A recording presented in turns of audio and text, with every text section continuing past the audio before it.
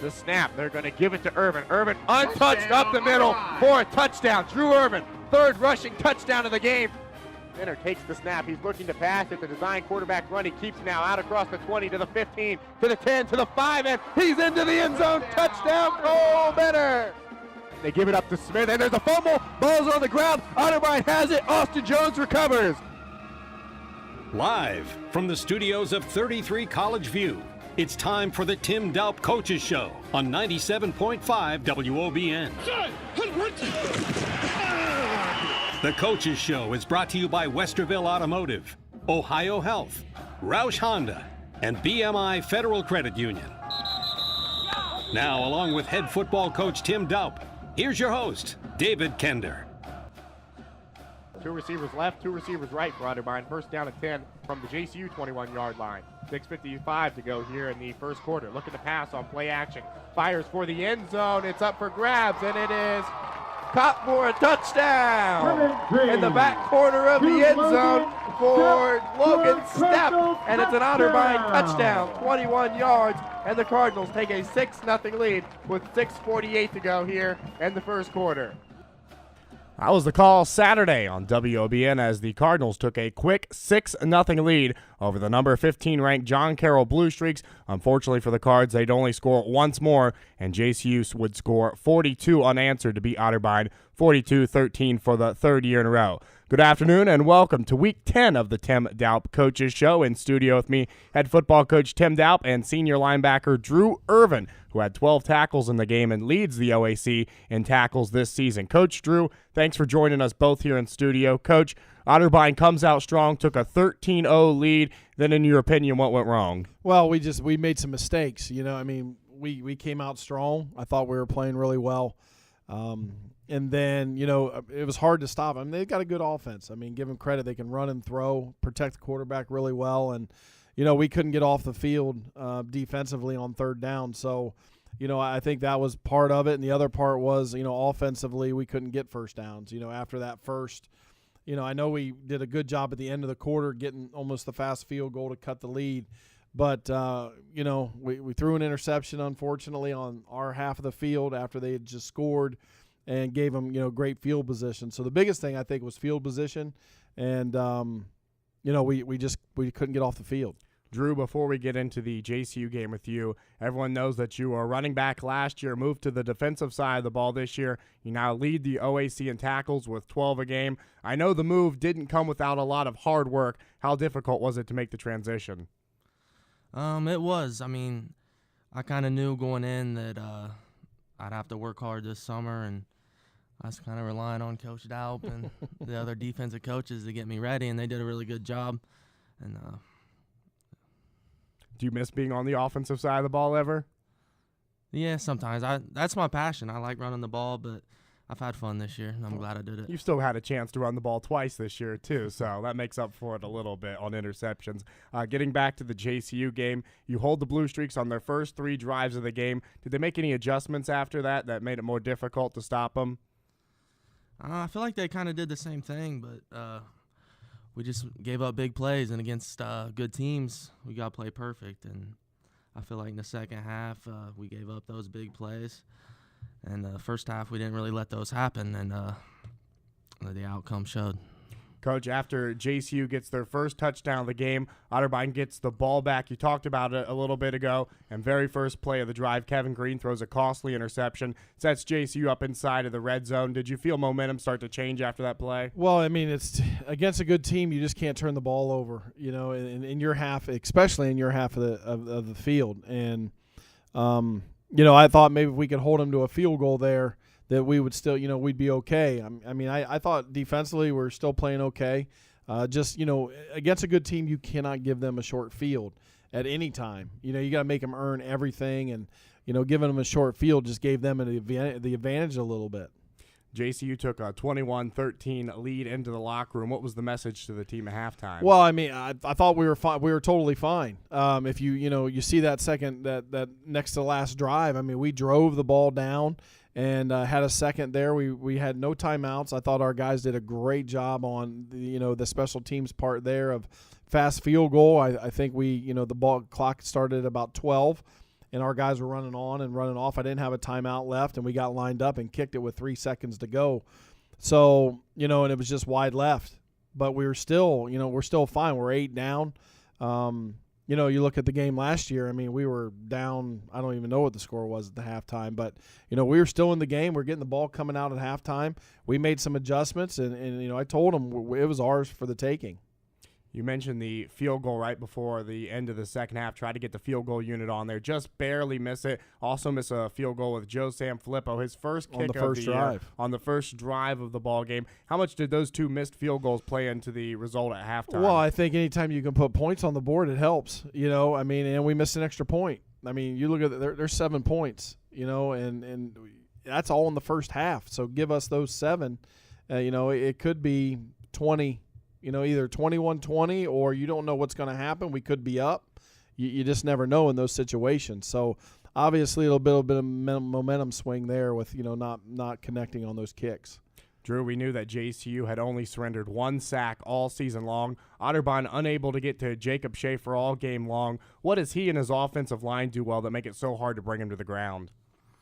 I think it's his offensive line. They're solid across the board. I know they're left tackle. Preseason All-American. Yeah. It's probably the best one in the league, and they're just solid. They're well coached. They don't make mistakes, and they just make it hard for you to get back there. And Schaefer, he gets rid of the ball quickly, and he uses his check down routes, and he's just a smart quarterback. Would you say they're the best offensive line you guys have faced all year? Yeah, I'd say them and Mount. It's pretty close, but they were pretty solid. Did the defense try to dial up any sort of special blitzes to get to JCU on Saturday? Yeah, we put in we did. One, the unfortunate thing was they went away from it. So yeah, we did, we did. It was a good call for them in that situation. Yeah. Roe Golflin, JCU senior running back, 145 yards, 4 touchdowns. What made him hard to bring down to the ground? He's just a good running back. He makes good cuts. He has good vision. And, again, his line's good. So, when you can have a good line and a good back, you're going to have good outcomes. Coach, we talked about the 2 missed field goals and the missed extra point in the first half. That being said, what was the special teams grade on the game? I think we got maybe 2 out of the 10 special teams. And, obviously, that's a big thing, too. When you're playing, games like that against good opponents, you've got to we just got to get better all around, offensively, defensively, and obviously special teams. You only got 2 out of 10. That's not very good. That's about 20%. So we just got to keep working and get better for this week. What was your grade on Kevin Green, your senior quarterback's performance? Kevin made some good throws. He really did. He was under duress several times there in the second half, and we had to throw. And that's one thing. Kevin did a good job getting us in and out of things. He did his job, made some great throws. The problem is if you're giving up pressure, it's hard for him to sit there. If you watch that first series, he sat back there and was just slinging it. There was no pressure at all. And, then they started figuring some things out. And then as the pressure started coming, you could tell he wasn't as comfortable because he didn't have the time. So I think he played okay. I think he made – 2 decisions, 2 interceptions. The first one threw in the triple coverage. Probably shouldn't have done that. I think he tried to force it a little bit. And the second one, I think he just underthrew a little bit. And the kid came back and undercut our receiver and caught it. So, but Kevin is a leader. He's doing a great job. And for him to succeed, we just need a little bit better, protection and be able to run the football. Coach, our JCU team ends their regular season this Saturday with the #1 team in the nation, Mount Union, who you played 2 weeks ago. Coach, does JCU have any chance of beating Mount? Well, I think I think their confidence against Mount's a little bit different, only because last year I think they lost by 8 points and then they lost by 7. I don't think they're as talented as Mount. Mount is a very, very good football team. So, I think they'll be confident. Can they beat them? I don't think so. Drew, you've played against both of these teams in back-to-back weeks. Any chance that this year's Blue Streaks team could beat the Purple Raiders? I think it'll be close at the beginning, but that Mount team, like he said, it's the best Mount team I played against in the 4 years being here, and I think they're going to make a long run at the title too. When we return from the break, the Cardinals will close their 2015 season with the Ohio Northern Polar Bears, and we'll talk with Coach Doup and Drew Ervin about what the Bears bring to the table. This is the Tim Doup Coaches Show on 97.5 WOBN.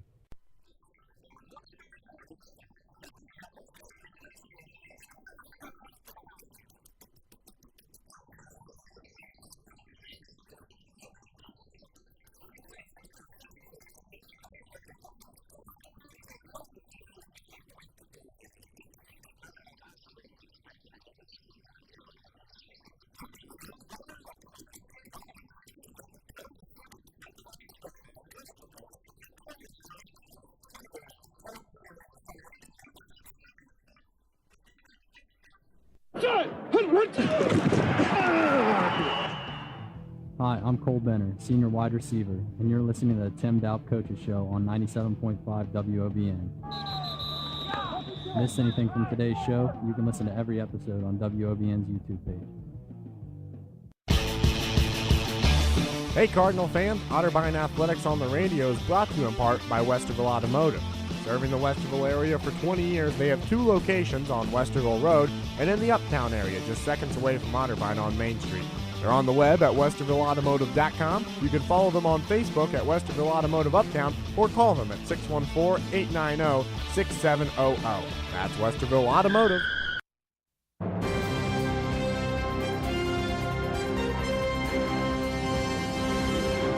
Good afternoon, I'm Alicia Lawson with your Wednesday weather report. Gray and overcast today with no chance of rain, currently 57 degrees in Westerville. Tonight we'll dip into the high 40s, tomorrow with a high of 53 and a low of 39. Now back to the Tim Doup Coaches Show on WOBN 97.5.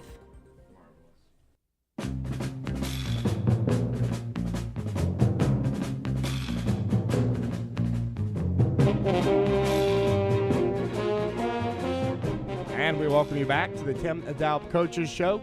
Coach Doup, senior linebacker Drew Ervin, our guest in studio today. And this week, Otterbein will close their regular season with the 7-2 Ohio Northern Polar Bears. Coach, we touched on it last week. You said that you weren't going to get very emotional after the JCU game because you knew there was still one game left. Now it's time for that one game. This is your last game with this senior class who you spent all 4 years with. I know it's going to be a special day and a special one for you. Yeah, I mean, it will be very special. Like I said, these seniors have been with me for 4 years, ever since I've taken over the program. So, you know, it's that first senior class that's come through. And, you know, we had some good moments even, you know, on senior day. You know, it was hard for me to get in that picture. We took our senior day picture already because I wanted them to have the new uniforms in it, you know, and when they get it at the end of the year. So, you know, that was a little rough, you know, and I talked to them by themselves on the 50-yard line after the picture and, you know, just told them how much I cared for them and, you know, I appreciate everything. But Saturday, you know, when the clock winds down, you know, that'll be tough on me. You know, I will probably be pretty upset. And, you know, it's hard to say goodbye to guys. You know, it just is. I think they're like my sons, and hopefully they think of me as, you know, somebody they can always come to and we get along. And but you know, after 4 years with these guys, it'll be a tough one. Drew, this Saturday is going to be the last time you put on that Cardinal football uniform. How's that going to feel? It's definitely going to be emotional. I mean, this past week it was emotional as well, but knowing that we still had one more kind of got me through that. But the thing with football is that other than being competitive, you just make so many friendships. And, I mean, it's going to be sad to step away and not be playing with these guys. And, I mean, some of these guys I've been playing with for 4 years, and I know the other seniors feel the same. And it's going to be special. Knowing that this will probably be the last game of organized football you play, that has to make it that much more important to get the victory to close your career on a W. Yeah, absolutely. I want to go out with a win. I mean, I've been playing football a long time, so getting a W would definitely be special, and that's what we plan on doing. Coach, this is probably the most talented ONU team we've seen since you took over as head coach. They're sitting at 7-2. Do they still have a chance at the playoffs, or do you think their regular season ends Saturday, win, lose, or draw? Well, I hope when they if they get beat by us, and that's the plan, then they're out. But you know, if they would win, then it'll be interesting because you know they do have that win over John Carroll, and you know everybody assumes that John Carroll's going to lose to Mount. So they would both be sitting there tied at 8-2. You know, I'm sure that's what they're thinking, but I don't know. two teams tied at 8-2. That happened to us in 2009. Same situation. We were tied with Ohio Northern at 8-2, and they only took one, and that was Mount. So it just all depends on how things go down. That's up to the committee. But there's an outside chance. But most of the time when two teams are tied at 8-2, there's not a clear-cut number 2 in the OAC. Like in 2008, we were clear-cut. We were 9-1. Our only loss was to Mount. We got in. Next year, we were tied 8-2. We beat Northern head-to-head that year. But they had Northern ranked above us because they were playing better than us at the end of this season, and we beat them early. So you just never know what people were thinking. So, and like I said, Northern beat John Carroll, but is John Carroll playing better? And how close is it with Mount? If they get blown out by Mount, I don't think they take either one of them, but I could be wrong. A little bit different of a situation, but 2012 as well, you finished 8-2 and still were sitting idle on week 11 and didn't make it into the playoffs. Yeah, I mean, that's what I'm saying. You just don't know. But that scenario there was a clear-cut 1, there was a clear-cut 2. I think Heidelberg was 9-1. Their only loss was to Mount. So they take those 2, and most conferences, you're only going to get 2. And you're never going to get 3 out of this conference. They'll take 2, but I don't think they'll ever take 3. So, we were sitting at 8-2, and, it just didn't happen. That being said, do you think that Coach Dean Paul's team recognizes this as a chance for a statement game to make it their last chance to impress someone to get into the playoffs? There's no doubt. I told our seniors that after the game. I said, listen, we've got a lot to play for. Not the biggest thing with us is we still have a goal that we can get to. We can be 5-4 in the conference. That's huge. I don't want to be 4-5. I want to be 5-4, and it gets us to 5-5, and that's not a losing record. So the seniors, we have a lot to play for. They have a lot to play for because it is their senior day. In the back of their minds, if they have a big win, they think they can make the playoffs too. So I think it's big for both teams, to be honest. How can we expect to see Coach Dean Paul's team line up on the defensive side of the football? Defensively, there'll be a lot of forefront. They're big, tall. I think their DNs are 6'5" and 6'4", tall, lanky guys, good reach. And then, they'll play a 4-3. A couple, their inside linebacker, I think, is towards the top. Also, I think Smearage, I think that's how you say it.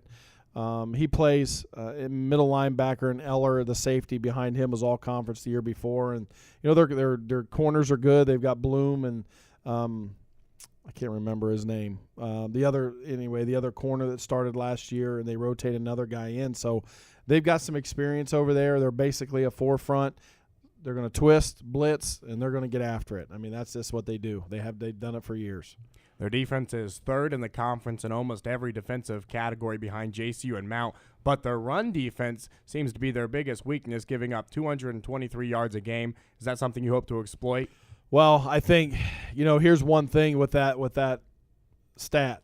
When they played Cap, they gave up 500 yards of rushing. Okay? That's not to their saying their defense is bad, because Cap rushes the ball on everybody. That's a tough – if you watch, Capital's leading the conference in rushing. It's just that type of offense. But if you look at the other games, then you take that out, they do a pretty good job of stopping the run. So they're physical and, but I told our team, to be honest, I said, our formula to win has got to be, we've got to figure out a way to stop the run, and we've got to figure out a way to run the football. Because if you can't do either one of those, you're not going to win a lot of football games. It's just the nature of the beast in football. So, I challenged our guys on Monday in the team meeting and said, listen, we've got to figure this out. We've got to try to run the football. We got to get yards, and then we got to figure out a way to stop the run. So, those are our things we've got to try to figure out in order to win football games. We didn't see a whole lot of Speedy Hammond in the first half of last Saturday's game against JCU. Going to try to run the football with both him and John Piles. Yeah, I think, we need to keep fresh legs in there and just let him go and, see what we can do. Drew, they have a 3-year starting running back in Justin Magazine, who's the leading rusher in the OAC, 124 yards a game. Normally, in past years, you haven't had to go head-to-head with him. This year, because of your position change, you will. What makes him a difficult running back to defend? He's a versatile player. He's physical, runs hard, and I think that we're just going to have to beat him up during the game And if we stop him, I think we got a good chance at getting a win. How can we expect to see them line up offensively? I mean, they got playmakers across the board. Their receiver, he's got to be leading the league. I don't know if he's first or not. He is. Price, and then, like you said, Magazine, and their quarterback's good too. So we're just going to have to limit the plays that they can make. And across the board, they're big up front. So, I mean, that's a typical ONU team. You talked about some of those playmakers. Sophomore quarterback Ricardo Johnson. He's been playing most of the second half of the season after the starter Will Freed went down with an injury in the Capital game. What can you tell us about him? He can run and he can throw, and he's an athlete. So, I mean, he's a threat to make big plays, and with the other guys that he has, I mean, they just make it easier for him being a sophomore. I mean, we should have to contain him. You talked about Price a little bit ago. Devin Price just 46 yards away from having 1,000 on the season. How do you defend a guy like that? We should have to lock him up. I know that he's had back-to-back good seasons, and I mean, I think we'll have to be physical with him as well. So, and we'll have to get pressure on the quarterback to limit those throws to him. What's the injury report for Saturday's game? I think I think we're okay. Usual suspects are out. We haven't had them for 5 weeks anyway. And I don't see any of those guys coming back. But I think we got through the game pretty healthy, so we should be. All of our guys that played. We should be good to go. Otterbein and Ohio Northern kick off from Dial Roberson Stadium in Ada at 1:30. You can hear it right here on WOBN. Our pregame coverage will start at 1 o'clock. I'll have all the play-by-play. When we return from the break, we'll talk with Coach and Drew about some Division I college football playoff predictions. It's the Tim Doup Coaches Show on 97.5 WOBN. Football is a sport that unites fans, players, and coaches alike in a spirit of competition and camaraderie. Football season has come to our area, and while you're watching a game with friends or sharing in the excitement with family, be sure to celebrate responsibly. Never pick up the keys and drive if you've had too much to drink. And if you're 21, drinking alcohol is against the law. Remember, alcohol is different. Let's all work together to keep our roads and community safe and have a winning season. Catch the Cardinals Sports Wrap with David Kinder and Elijah Gonzalez every Monday from 5 to 7. It's America's best sports talk radio show. Even Jim Harbaugh says so. Yeah, I would agree. Can't disagree with that. Every Monday from 5 to 7, only on WOBN 97.5. I'm Drew Brees, and being a dad means the world to me. And one of the most important things any parent can do is make sure their kids get active at least 60 minutes each day. Studies show that physical activity not only helps kids stay healthy, it can enhance important skills like concentration and problem solving, which can improve academic performance. This means physical activity can help your kids in the most important game of all, life. Listen to Otterbein football each week right here on 97.5 WOBN. This Saturday's game is the season finale. Tune in at 1:30 for the kickoff from Dial Roberson Stadium in Ada, Ohio, as the Cardinals try to end their season on a high note against the Ohio Northern Polar Bears. Elijah Gonzalez and myself, David Kinder, have all the action starting with our pregame coverage at 1 o'clock. Only here on your home of Cardinal Athletics, 97.5 WOBN.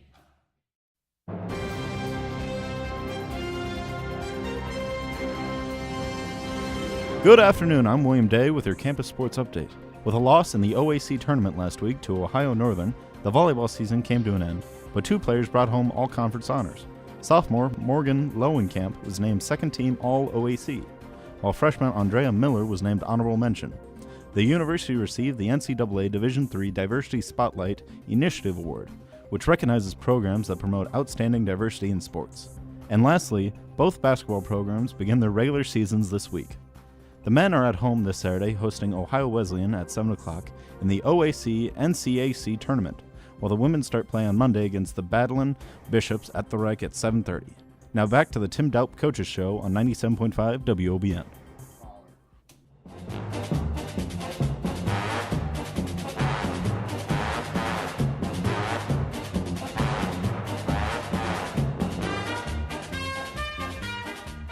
Welcome back to Week 10 of the Tim Doup Coaches Show here on 97.5 WOBN. Our final segment of the show, where we stray from Otterbein football and we get Coach and Drew's opinion on some of the other things going on in college football. Last week was the first week that we got the new college football polls finally released. A lot of debate about those and much anticipation for this week's polls to finally come out. So we'll talk with Drew and Coach about who they think should be in the top 4 right now. So, Coach, we'll start with you. What's your top 4?